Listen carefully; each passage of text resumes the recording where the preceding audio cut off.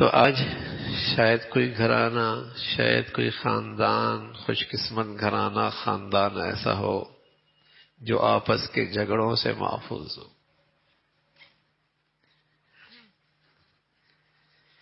اور یہ آپس کے جھگڑوں کی بنیاد شریعت کو نظر انداز کرنا ہے. عام طور پہ جو خاندانی جھگڑے ہیں اس کی ایک بڑی وجہ شریعت کے اس ہدایت کو نظر انداز کرنا ہے. پیارے رسول صلی اللہ علیہ وسلم فرمایا کرتے تھے تعاشروا کالاخوان وتعاملوا کالاجانب. تم آپس میں رہو تو محبت اور پیار کے ساتھ، بھائیوں کی طرح، پیار اور محبت کے ساتھ بھائیوں کی طرح اکٹھے رہو. لیکن جب کوئی معاملہ کرنے لگو، جب بات معاملات کی آ جائے، کاروبار کی آ جائے، لین دین کی آ جائے، پھر تم اسے ایسا دستاویزی نظام بنا لو، اسے ایسا لکھ پڑھ لو، ایسا اہتمام کر لو جیسے کسی اجنبی کے ساتھ معاملہ کر رہے ہو. یہ کتنی بڑی ہدایت ہے. ہوتا کیا ہے، بیٹا کاروبار میں شریک ہے، کچھ طے نہیں کہ اس بیٹے کا باپ کے ساتھ کاروبار میں کیا حیثیت ہے. یہ پارٹنر ہے، یہ ملازم ہے، کوئی چیز طے نہیں. زندگی گزر رہی ہے، جو اسے ضرورت ہوتی ہے وہ اٹھا لیتا ہے، اپنی خواہشات میں اس میں سے خرچ کر لیتا ہے. سالہ سال گزر جاتے ہیں، دوسرا بھائی بھی اس کاروبار میں آ جاتا ہے، تیسرا بھائی بھی کاروبار میں آ جاتا ہے. ان کی شادیاں ہو جاتی ہیں، ان کی اولادیں ہونے لگتی ہیں، باپ کا انتقال ہو جاتا ہے. اب جھگڑے کھڑے ہو جاتے ہیں. ایک کہتا ہے میں تو 40 سال سے کاروبار میں تھا، ایک کہتا ہے میں بھی 20 سال سے کاروبار میں تھا، ایک کہتا ہے میں بھی 10 سال میں تھا. اب جھگڑے کھڑے ہوتے ہیں. اور ایسے جھگڑے کھڑے ہوتے ہیں کہ یہ بھائی جب ان سے کہا جاتا میاں معاملات طے کر لو تو کہتے بھائیوں میں کیا معاملات طے ہوتے، اور آج ایک دوسرے کا چہرہ دیکھنے کے لیے تیار نہیں، ایک دوسرے کا منہ دیکھنے کے لیے تیار نہیں ہے. کیا بھائی، کیا بہن، کیا باپ، کیا بیٹا، شریعت کو بھول گئے نا. شریعت کے پیغام کو نہ دیکھا، نہ سنا، نہ سیکھا، نہ پوچھا کہ اس موقع پہ کیا کرنا چاہیے.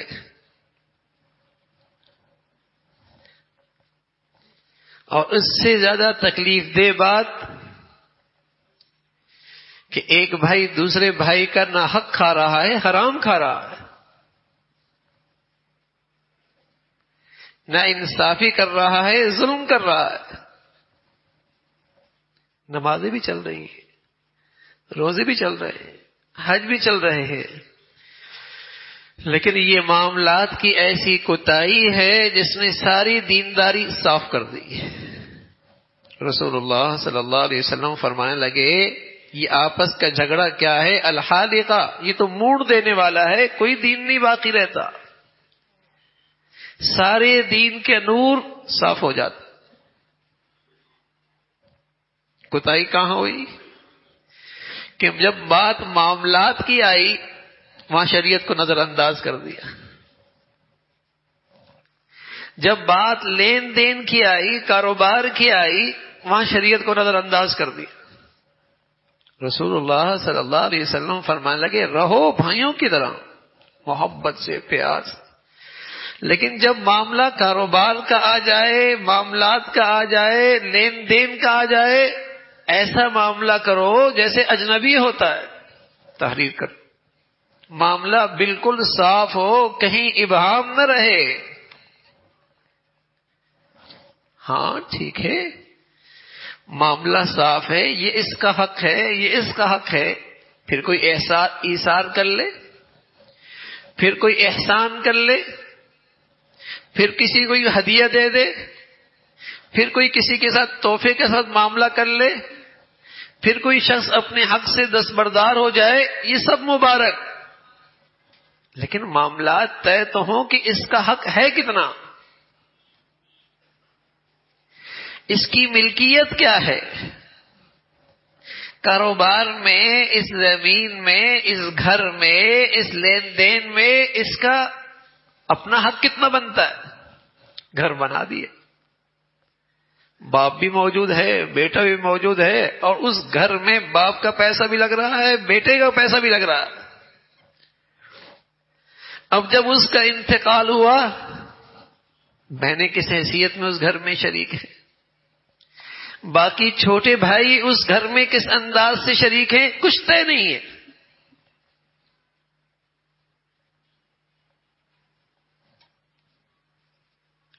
ساری زندگی جھگڑوں میں گزرتی ہے، پھر بلکہ پھر نسلیں اس جھگڑوں کو بھگتتی ہیں۔ نہ صرف جھگڑے میرے عزیزو، ظلم ہو رہا ہوتا ہے، لقمہ حلال نہیں رہتا، انصاف نہیں ہے لین دین میں، یہ طے نہیں ہے کہ اس کی ملکیت کیا ہے۔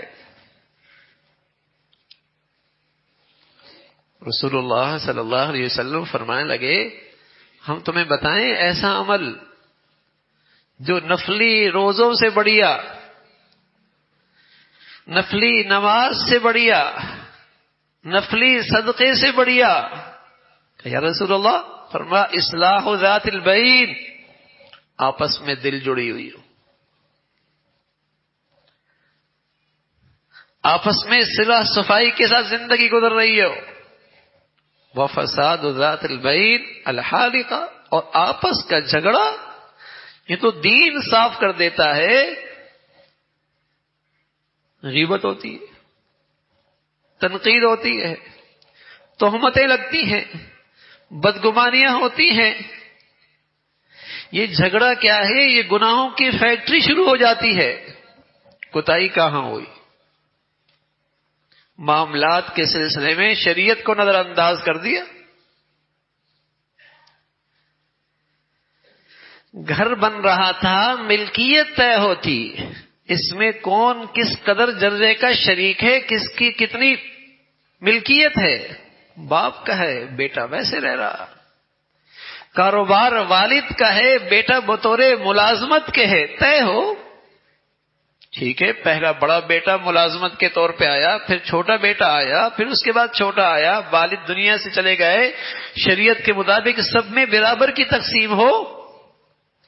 جو پہلے آیا اس نے اپنے حصے کی تنخواہ لی، لیکن اسے ملازمت کی حیثیت سے تنخواہ نہ دینا،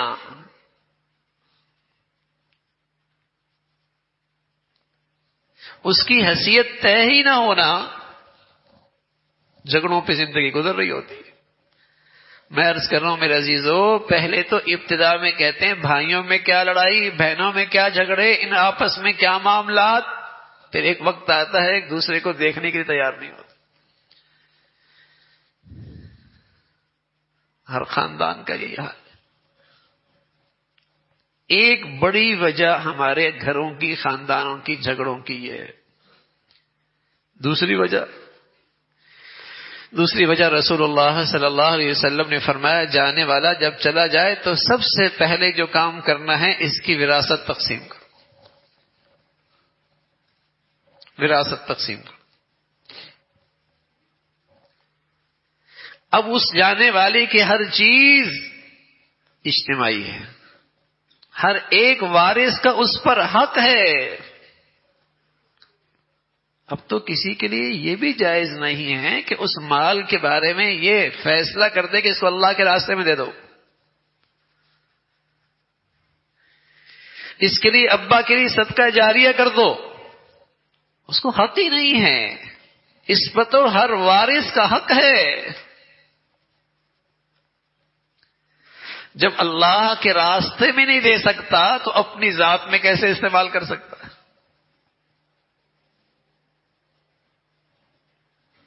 حلال نہیں رہے گا اس کے لیے. اور اس وراثت کی تقسیم میں کوتاہی ہو جاتی ہے. جو چیز لاکھوں میں ہوتی ہے وہ کروڑوں کو پہنچ جاتی ہے. اب بتائیے اس کو تقسیم کرنا کتنا مشکل ہوتا ہے.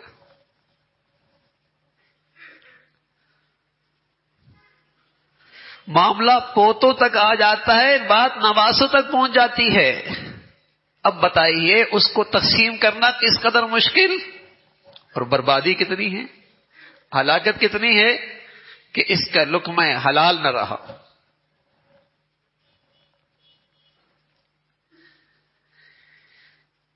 اس کا لقمہ حلال نہ رہا. کوتاہی کہاں ہوئی؟ شریعت کو نظر انداز کر دیا, وراثت تقسیم نہیں ہوئی. اور پھر جب کوئی آدمی اپنے حق کے لیے کھڑا ہوتا ہے, میرے عزیزو بتائیے وہ حق لینے والا ایسا جیسے وہ قرضہ مانگ رہا ہو. حق لینے والا یوں جیسے کوئی قرضہ مانگ رہا ہے, اس کے ساتھ وہ سلوک ہوتا ہے.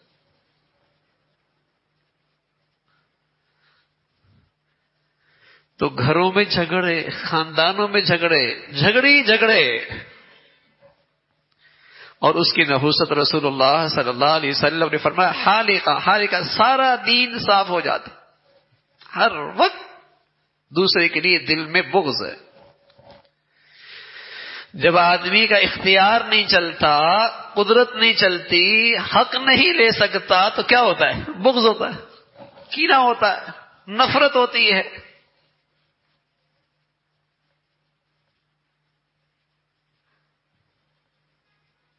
بدگمانیاں ہوتی ہیں, غیبتیں ہوتی ہیں. تو بظاہر عبادات ہو رہی ہوتی ہیں لیکن سارے معاملات خراب ہو گئے, ساری عبادات بھی ضائع ہو رہی ہے.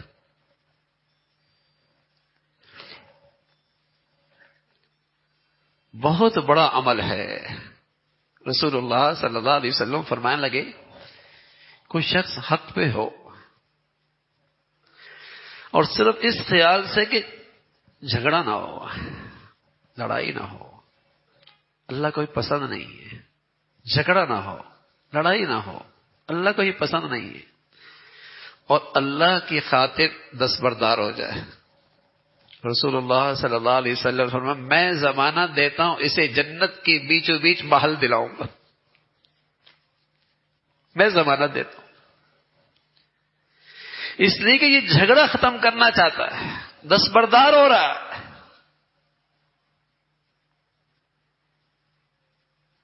اللہ حفاظت فرمائے. اب تو جھگڑے ختم کرنے والے کوئی ڈھونڈنے سے ملے گا, جھگڑا کرنے والے بہت ملیں گے. دلوں کو ملانے والے کوئی ڈھونڈنے سے ملیں گے, دلوں میں غلط فہمیاں توڑنے والے بہت ملیں گے.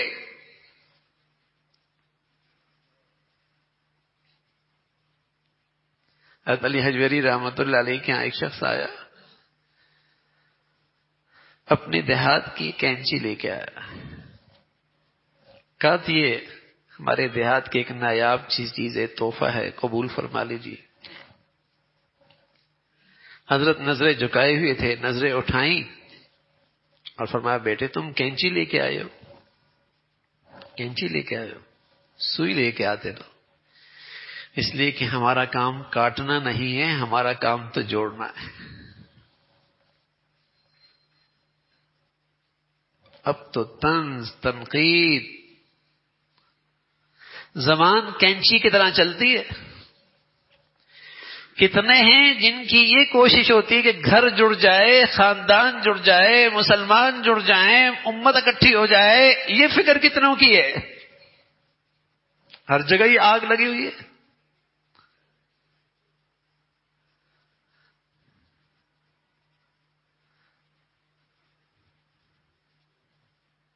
دین میرے عزیزو محبتوں کی بنیاد ہے. شریعت یہ اتفاق کی بنیاد ہے. اور سچ کہہ رہا ہوں، جس گھر کے چھت تلے رہنے والے، جو گھرانہ، جو خاندان دینی زندگی سے دستبردار ہو جائے گا، نہ اسے سکون ملے گا، نہ باہمی محبتیں ملیں گی۔ یہ پتھر پہ لکیر ہے، یہ پتھر پہ لکیر ہے۔ جو زندگیاں، جو گھرانے، جو خاندان، جو معاشرہ دینی ایمانی زندگی سے دستبردار ہو جائے گا، وہاں نہ سکون رہے گا، نہ باہمی اتفاق اور محبتیں رہے گی۔ چاہے وہ ڈالر پاؤنڈ کی کہانیاں ہوں، چاہے ان کی چوپڑیوں میں فاقے ہوں، چاہے وہ زرق برق پہنتے ہوں، چاہے وہ پھٹے پرانے پہنتے ہوں، دینی زندگی سے دستبرداری ہے نا، اللہ کی طرف سے اس دنیا میں ایک عذاب کا کوڑا ہے، ایک سزا ہے۔ فَأَغْرَيْنَا بَيْنَهُمُ الْعَدَاوَةَ، ہم ان کے آپس میں عداوت کی آگ جلا دیں گے۔ فَأَغْرَيْنَا بَيْنَهُمُ الْعَدَاوَةَ، ہم ان کے درمیان عداوت کی آگ جلا دیں گے۔ اس دنیا کی سزا ہے، کسی لمحے چین نہیں۔ تو بہت عظیم الشان عمل ہے، نفلی نماز سے بڑھیا، نفلی صدقے سے بڑھیا، نفلی روزوں سے بڑھیا میرے عمل سے لوگوں کے دل جڑ جائے، میرے طرز عمل سے لوگ آپس میں محبتیں کرنے لگ جائیں، میری زندگی سے لوگوں میں باہمی اتفاق آ جائے۔ اللہ رب العزت ایسی مبارک زندگی نصیب فرمائے۔